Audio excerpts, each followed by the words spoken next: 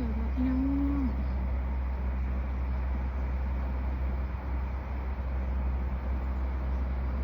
มามีเครื่องปั่นไฟเลยค่ะแดดออกดีเถอะผู้ชายเขาก็สวยดอกไม้ไม่ออกดอกงามได้นี่พี่น้องดิ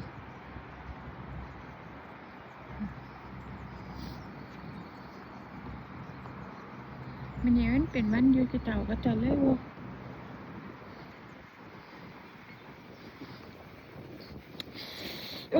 หนาว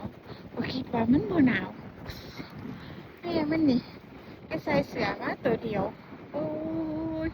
เงืดมนุษย์มาหน้าดิก็คิดว่ามันสิบ่หนาวสุดท้ายมากขนาดนี้ก็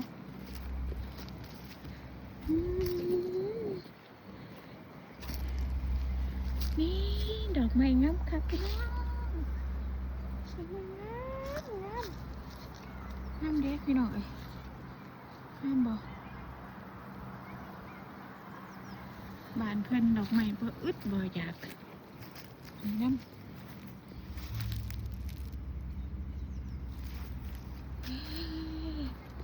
อันนี้ต้นดอกไม้ไม่อันนี้มันกินบ่ได้ติ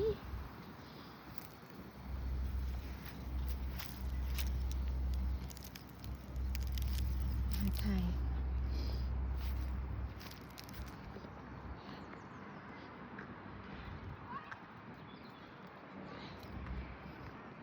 รถนอนเพิ่นเที่ยวรถต้องเที่ยวเพิ่นไม่จำเป็นต้องเช่าโรงแรม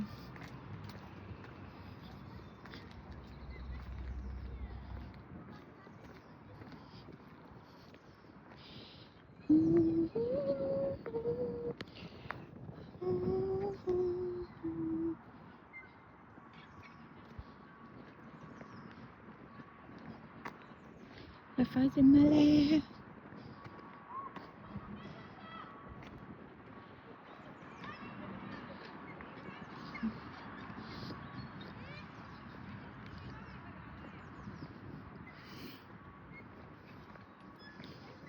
เด็กหน่อยมาเล่นเนี่ย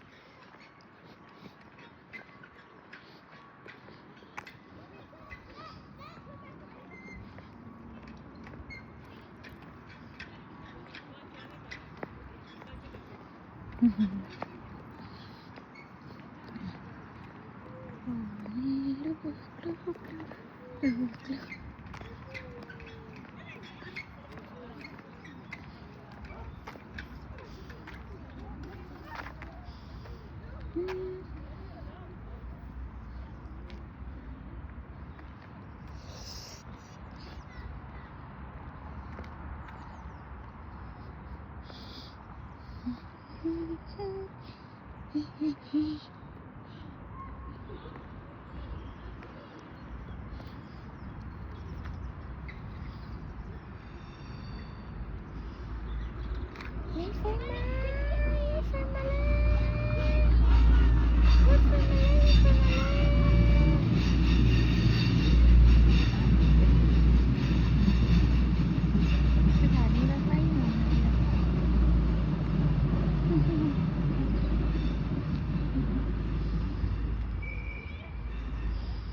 เก่งดี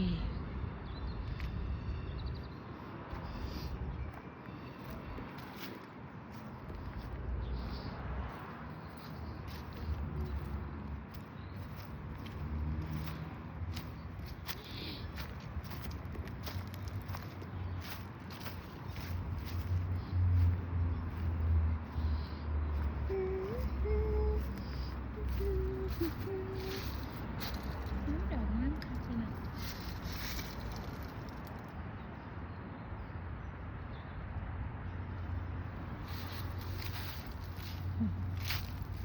ฮัลโหล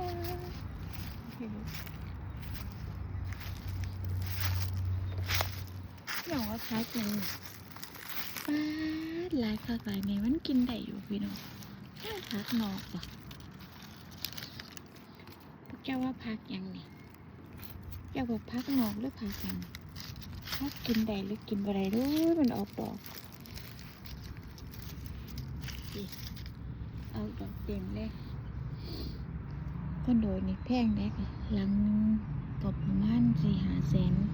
โอ้ยลูกมันได้พี่น้องซื้อบ้านเอาได้เป็น10 หลังนี่แหละเอ้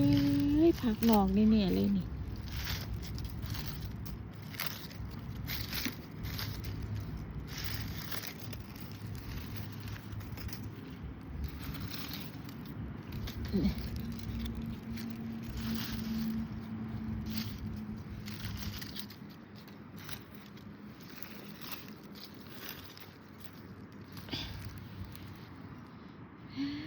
งามพอพี่น้อ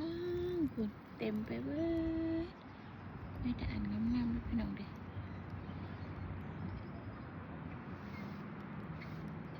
แต่ป่า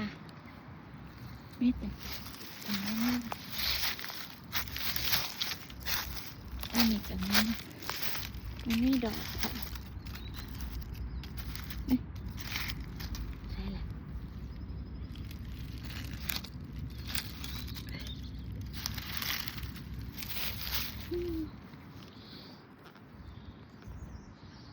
ยังไงก็จะเลี่ยงกดไลค์กดแชร์กดติดตามให้ดีเด้อพี่น้อง